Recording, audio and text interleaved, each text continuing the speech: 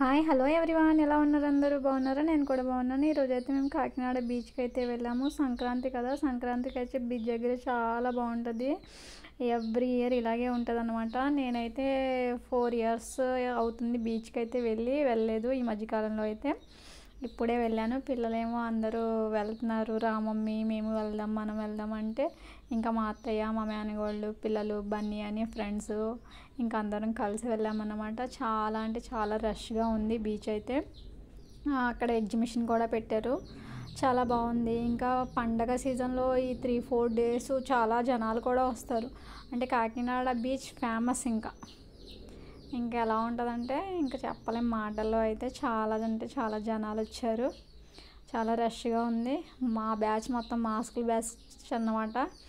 ఇంకా భయపడి జాగ్రత్తగా బయట జనాల్లోకి వెళ్తున్నాం కదా అని చెప్పి మాస్కులు వేసుకుని మరీ వెళ్ళాము.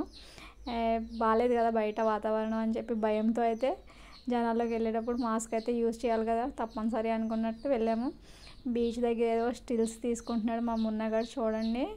ఇంకా చాలా బాగా నడుస్తున్నాడు, నడవాలా వద్దా అన్నట్టు.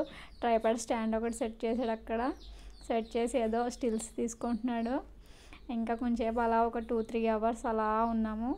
అలా ఉండి తర్వాత ఇంకా ఇంటికైతే వచ్చేసాం ఫ్రెండ్స్.